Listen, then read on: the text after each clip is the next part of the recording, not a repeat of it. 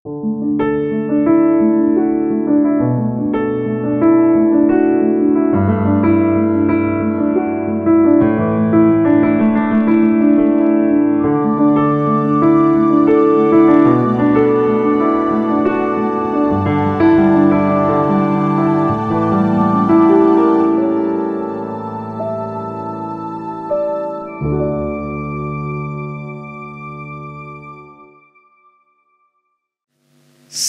Tesalonika 5 ayat 16 dan ayat 18. Bersukacitalah senantiasa, tetaplah berdoa, mengucap syukurlah dalam segala hal, sebab itulah yang dikehendaki Allah di dalam Kristus Yesus bagi kita.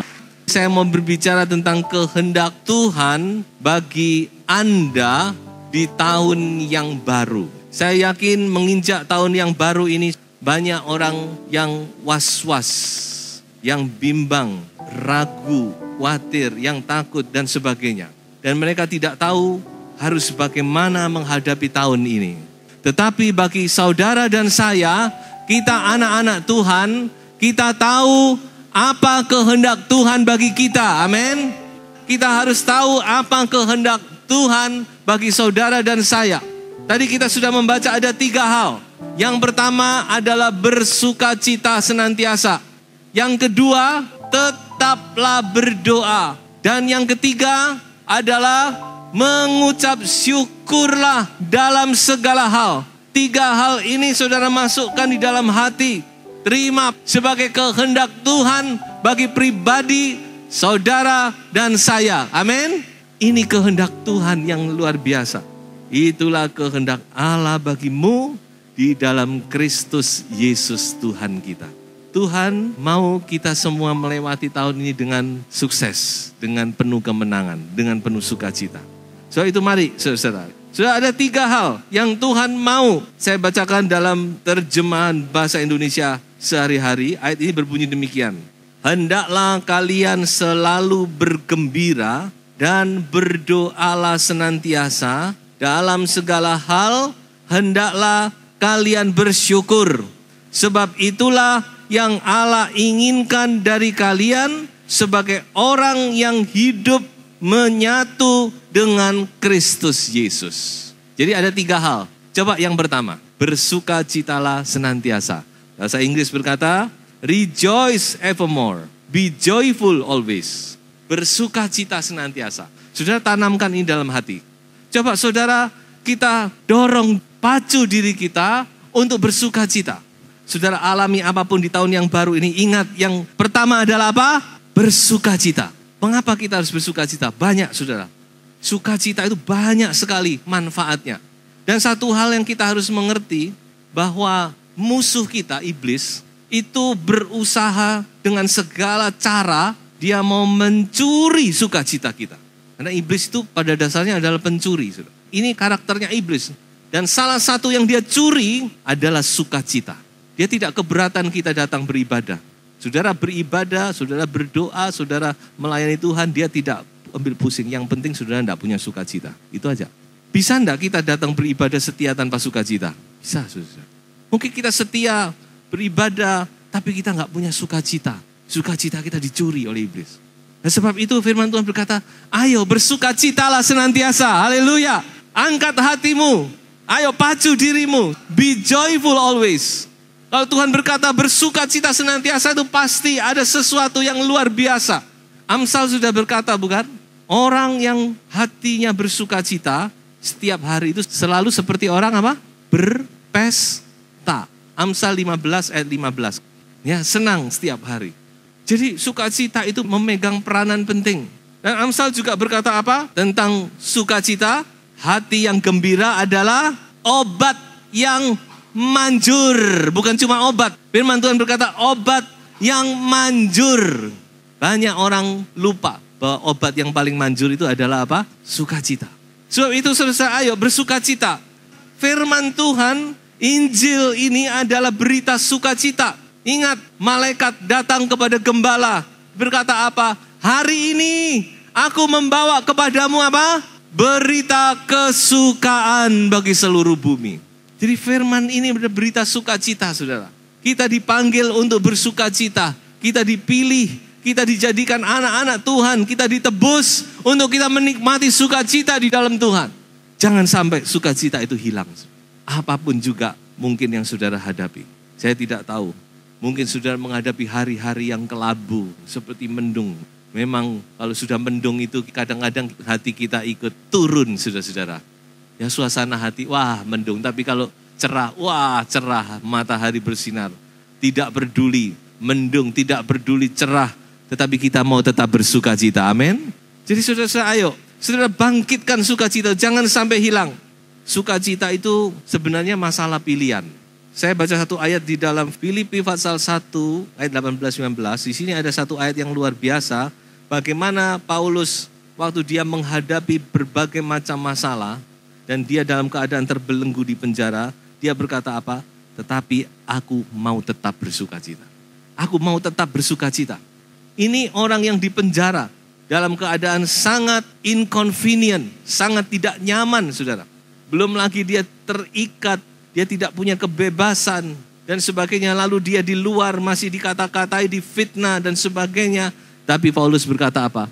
Tetapi aku tetap mau bersukacita. Sukacita itu pilihan kita. Bukan masalah kondisi kita, keadaan kita bagaimana. Memang kondisi, situasi itu bisa membuat kita susah. Tetapi kita dapat tetap memilih untuk bersukacita. Amin. Oh, apapun juga keadaan saudara, pilih untuk bersukacita, amin. Ayo, saudara, sepanjang tahun ini pilih untuk bersukacita. Raja Daud pernah menghadapi masalah-masalah yang berat di dalam Mazmur 42-43. Tapi dia berkata apa? Hai jiwaku, mengapa kamu susah? Ayo, bangkit, bersukacitalah, berharaplah kepada Tuhan. Luar biasa, saudara. Sebab itu ayo, pertama, ingat selalu bersukacita senantiasa. Jangan mau iblis menekan, mencuri sukacita itu. Tapi kita berkata kepada iblis, dalam nama Yesus, aku mau bersukacita. Haleluya. Yang kedua, tetaplah berdoa. Wah, kalau sudah berdoa, saya yakin saudara semua sudah mengerti. Tetapi firman Tuhan tetap berkata, tetaplah berdoa. Never stop praying. Pray without ceasing. Berdoa tanpa berkeputusan. Berdoalah senantiasa, tetaplah berdoa, jangan berhenti berdoa. Ya, beberapa terjemahan bisa diterjemahkan demikian. Ayo kita mau kembali bangkitkan roh doa itu dalam pribadi kita masing-masing. Doa itu nafas. Sudah tentu sudah banyak kali mendengar doa itu nafas kehidupan orang percaya. Jadi kalau kita sudah tidak berdoa, berarti hidup rohani kita sudah tidak bernafas, saudara. Atau nafasnya kembang kempis.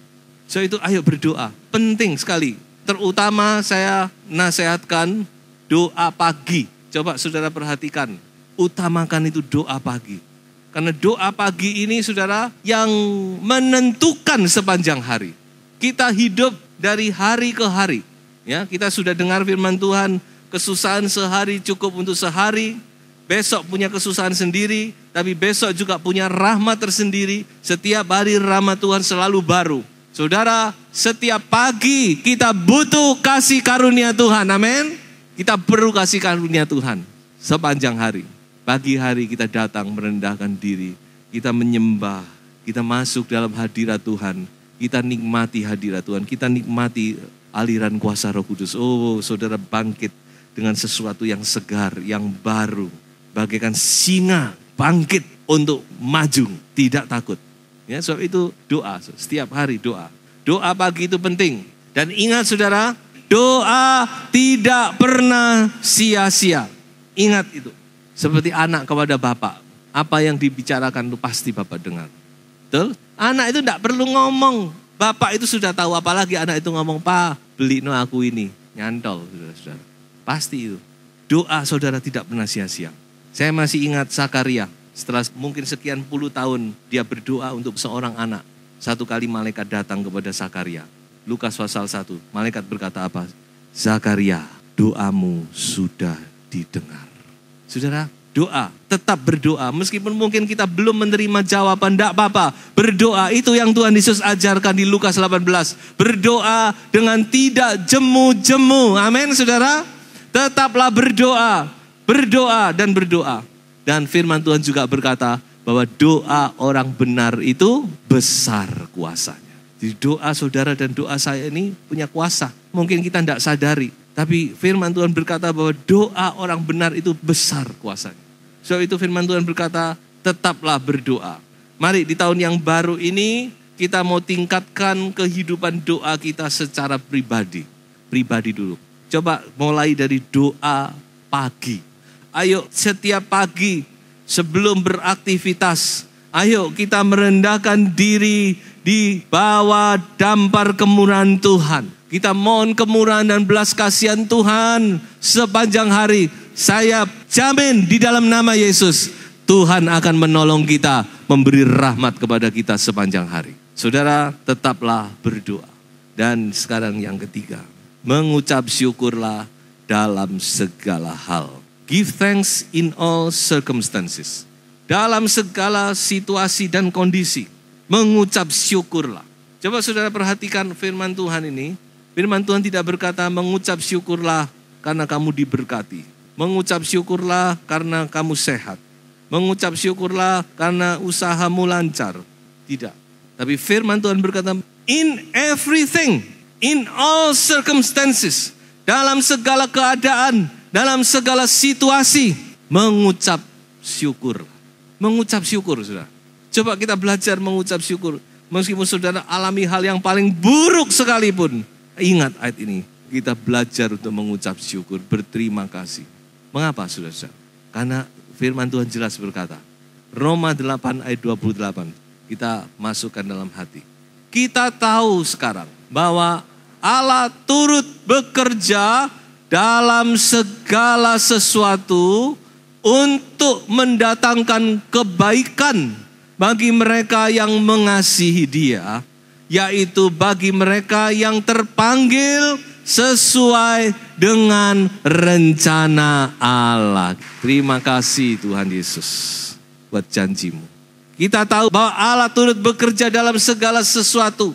Dalam terjemahan lama, terjemahannya dibalik. Bahwa segala sesuatu bekerja bersama-sama. Semua perkara ini bekerja bersama. Kita tidak tahu caranya bagaimana, tapi yang pasti pada akhirnya akan mendatangkan kebaikan. Jadi saudara ingat, apapun juga saudara pegang firman Tuhan. Saya percaya bahwa segala sesuatu ini akan mendatangkan kebaikan bagi saya. Mungkin sekarang kita tidak mengerti, kita tidak melihat, tidak apa-apa. Tapi yakin dan percaya bahwa pada akhirnya semua itu akan menjadi baik, mendatangkan kebaikan bagi kita. Dengan lain kata, bagi anak Tuhan tidak ada satu perkara pun yang tidak baik. Ingat saudara. Bagi anak-anak Tuhan, kita orang-orang yang dipilih sesuai dengan rencana Allah, tidak ada satu hal pun yang tidak baik bagi kita. Apa saja pasti mendatangkan kebaikan. Amin. Terima itu, percaya itu. Dan satu hal lagi yang kita harus ingat bahwa semua yang kita alami tidak ada yang terlepas dari kendali Tuhan. Mungkin kita satu kali berkata, keadaan sudah tidak terkontrol. Situasi sudah tidak terkontrol lagi. Mungkin kita menghadapi orang yang sudah tidak terkontrol. Bisa terjadi. Mungkin kita menghadapi keadaan, situasi ekonomi, situasi segala keadaan yang sepertinya sudah tidak terkontrol. Tapi saya mau beritahu kepada Bapak Ibu, saudara sekalian, bahwa tidak ada satu perkara pun yang terlepas dari kendalinya Tuhan. Coba baca satu ayat, Lukas 21 ayat 18. Apa yang dikatakan oleh Injil Lukas? Tetapi tidak sehelai pun dari rambut kepalamu akan hilang. Sehelai rambut saja Tuhan perhitungkan. Kalau sehelai rambut saja Tuhan perhitungkan, apalagi yang lain-lain. Sebab itu mari kita belajar dalam segala hal syukuri saja. Kita hadapi dengan sukacita, bangkitkan sukacita kita. Kita hadapi dengan doa dan kita mengucap syukur. Terima kasih Tuhan. Saya percaya bahwa semua ini pada akhirnya mendatangkan kebaikan. Akui syukuri dalam hatimu. Sudah lewati tahun ini dengan penuh kemenangan. Sebagai ayat terakhir, saya akan baca satu ayat di dalam Mazmur 25 ayat yang ke-12. Siapakah orang yang takut akan Tuhan? Kepadanya Tuhan menunjukkan jalan yang harus dipilihnya. Tuhan sudah menunjukkan kepada kita bagaimana kita harus melewati tahun yang baru ini. Tidak sulit, sudah tidak usah bingung.